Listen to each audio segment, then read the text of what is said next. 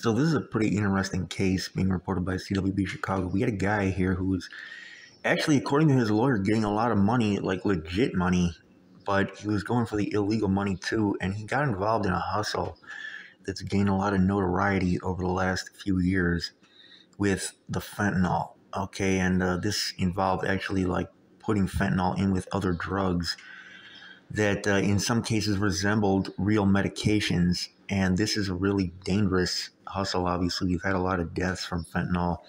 It's one of the most dangerous drugs that are out there as far as killing addicts, and even some people that weren't addicts but took the stuff for other reasons and died. So these pills were disguised as genuine prescription medications. So the guy's name is Alan Dean. He's 30 years old. He's from the near north side, actually. He's not from the south side or the west side. He's from up north. And he was held on $50,000 bail. This was last week. And the feds started to investigate him 3 years ago. Okay, so this was kind of a long investigation. And how they eventually got to the bottom of this is kind of like a detective mystery, man. Some agents from the U.S. Postal Inspection Service had discovered that somebody was mailing parcels, okay, according to this media outlet, containing fentanyl from California to an address in Chicago. That's according to the assistant state's attorney that was speaking during his bail hearing. So this is from April of 2019.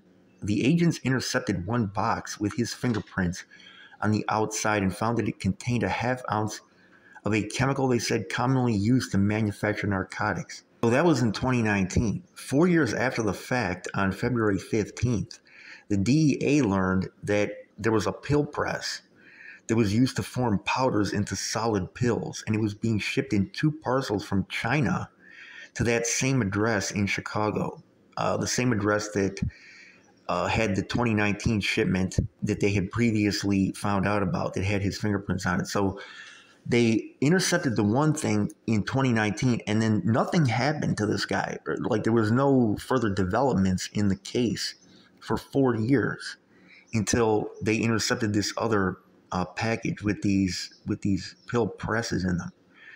So that was the first one was coming from California. The second one was coming from China. Okay, so a border search, they said, allegedly revealed that one box contained the press and the other contained the machine's motor. So the DEA installed a GPS device on the press. So they didn't, go to the address of the person that had ordered the press and arrest them or question them or anything like that. They just put a GPS device on the press. Postal inspectors delivered it to that residence. Okay, so they put it at the residence where it was supposed to go. And Alan Dean was seen carrying the press into his home. A few days later, the GPS tracker, they said, indicated that the press had been moved from that home to an apartment in a different neighborhood on the south side. So according to the government, investigators saw this guy Dean enter the apartment several times during March. Okay, so some of these guys, they may have a different spot where they're doing it. Okay, guys have the trap, and sometimes the trap is a different spot than your actual crib. That's not like insulation against, them finding evidence. I mean, clearly it's not. Because once they, find the trap, you can easily be tracked to the trap if they're not pouncing right away, because they can just sit there and watch you, for a while. Especially if what you're doing is just selling dope and you're not committing any murders.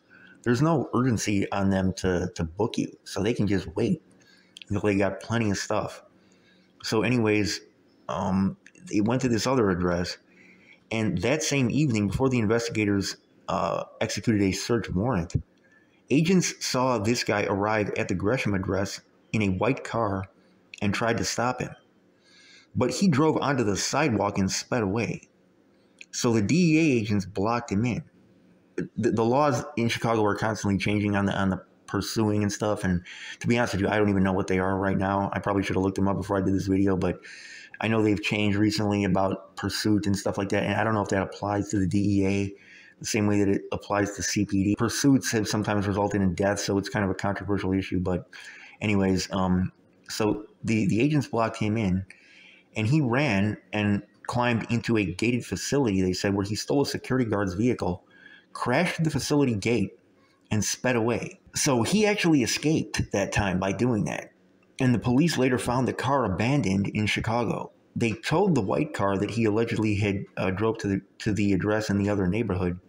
And inside that car, they found a box containing the pill press motor and 9 pill bottles labeled oxycodone and acetaminophen that actually contained 834 tablets of a methamphetamine fentanyl mix. The pill bottles were labeled oxy and acetaminophen. Now that stuff on its own, I've talked about some guys that have died off stuff like that.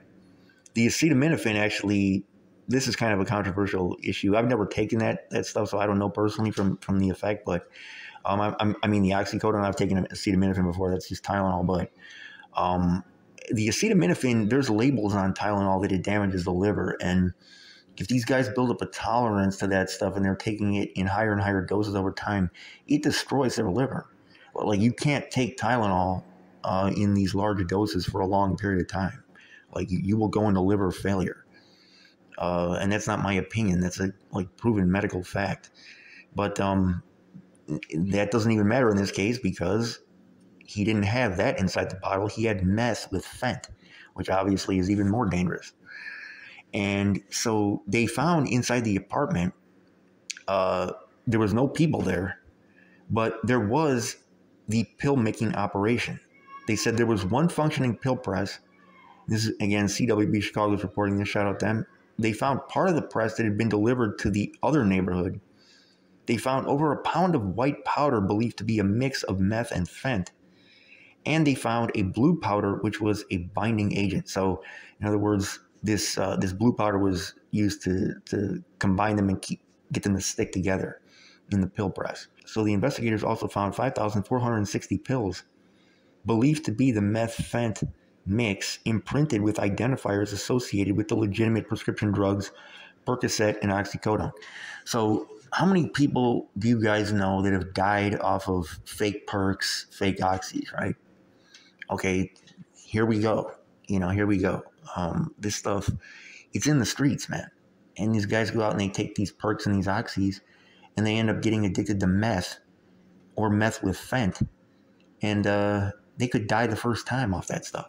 The pills and powder allegedly have a street value of $1,197,735. Now, that obviously depends on whether they were selling it as oxys and perks, or if they were actually selling it as meth. If they were letting the people know, like, okay, this is meth, and we're just, using this bottle to help you fly under the radar. So if you get pulled over or something, they're not going to think that this is meth. Or if they were actually trying to, finesse these users into getting hooked on meth. I don't know what it was. Who knows? But only he knows that, and hopefully that'll come out in the case. But for those of you guys out there who are using these oxys and these perks and buying this stuff on the street, you could be taking someone that's going to kill you the first time. So the police also executed a search warrant at the Dean's home on the north side.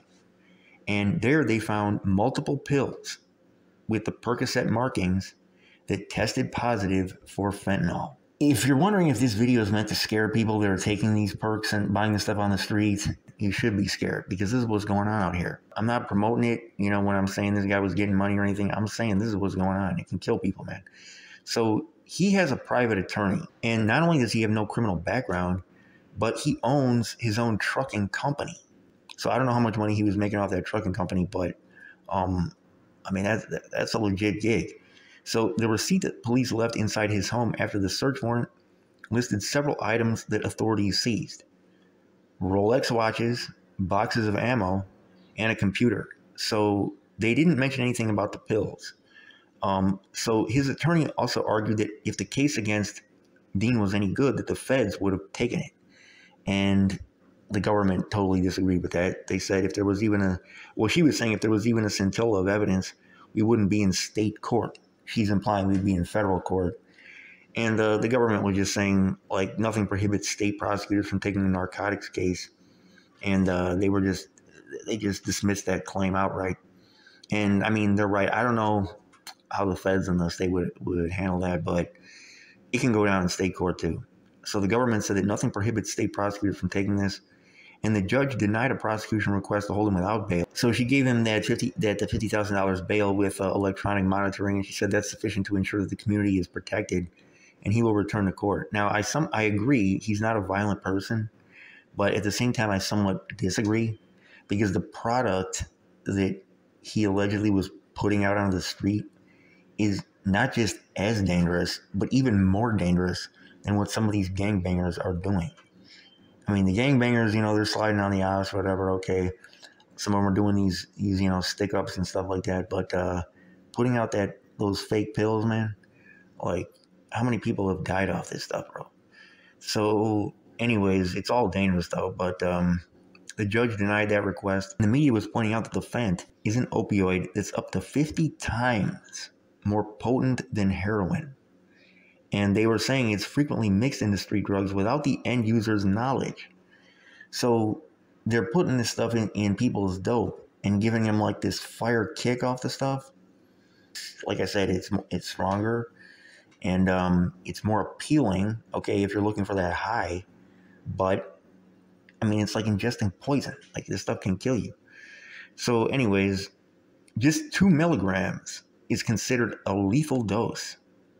And a lot of people have died off of it. And it's widely considered, they said, the primary reason that opioid-related deaths increased nearly 750% from 2015 to 2021. So when they started putting the Fent into this stuff, they attribute that practice, putting Fent into this stuff, to a 7.5-fold increase in opioid-related deaths.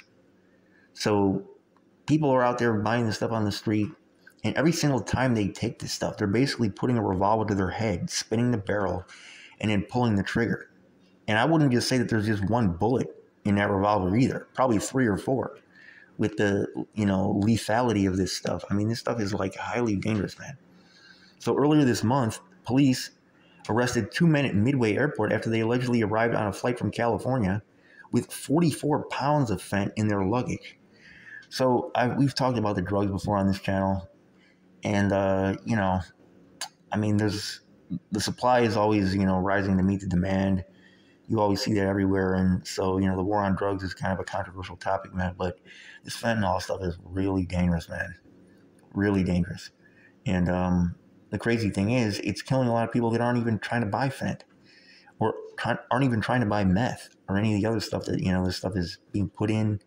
They mix it with all type of pills, and these kids, man, with this younger generation, like when I was a kid, man, people have always been taking drugs, like since back in the day. But when I was a kid, the people who were doing that, the people who were taking drugs, they were kind of looked down on. There was like a strong social stigma associated with that.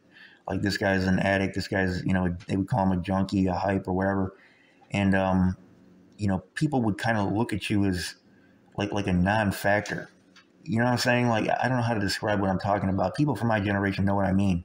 Like, you would have the guys who were dealing with stuff. You would have the guys who were gangbanging, the guys who were doing this and that. But the users, the drug addicts, they were looked at as like, like the prey, like the deer.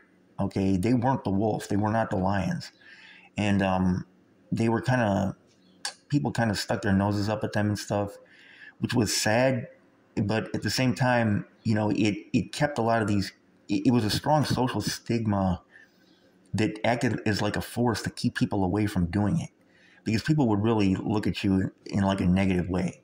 And I mean, even people in the streets would look at you in like a negative way if you were like hooked on drugs. Today, I don't know if it's the rap music, what it is, man, like everybody rapping about doing dope, but it's become like a mainstream thing. Like, all these kids are doing this stuff. They openly rap about it, taking these really powerful opioids and everything, and they glorify, glamorize it, and it's like, I guess when the mainstream rappers and musicians and everything start using this stuff, it in the popular consciousness kind of makes it socially acceptable and removes that negative stigma. And man, the use and the death has just like gone through the roof. I mean, you heard what the media said, seven times increase since 2015 to 2021. That's not the 2023, just 2021. Okay, so I mean, we're talking like 100% increase, over 100% increase per year increase in the death rate from this stuff. I mean, it's killing these kids left and right. And, I've heard kids say, like, teens from the younger generation say, like, I wouldn't have done this, I wouldn't have done that if I wouldn't have been off those pills. And they're not saying this like they're going to stop taking the pills. Like they'll pop a pill and then go do a drill. And they don't, like, that's just par for the course. It's just like the normal routine. Okay, let's get high and then go slide. It's like, man, the drugs, I've heard a lot of guys in the streets blame what's going on today, like, on the drugs. And you can see the difference in people, the way they act when they're on drugs and when they're not on drugs. And it's sad what they start doing, man. Like, they start stealing from their own mom, like doing just messed up stuff, bro. DMX, I mean, that's a perfect example. Like, I mean, he wasn't young, but I mean, to see him when he was, when I was young and he was, really popular and everything, and then to see him in his interviews after he got out of prison and the way he was, it was like, man, this dude needed help bad, and to see guys do that, it's like you look in their eyes and their soul is just gone. It's like the only thing there now is the drug, like, living through them, and it's just messed up, man. So I highly advise people not to do that stuff. Like I said, it's Russian roulette every time you take this stuff, and this is a prime example of why. But yeah, I hope these young kids will stop doing this stuff, but it doesn't look like that's the way it's going, because they're not stopping. I mean, the trend is just going insane right now. I can tell you from the teens out here, man. Here's your boy Winnie C. Report. I'm out.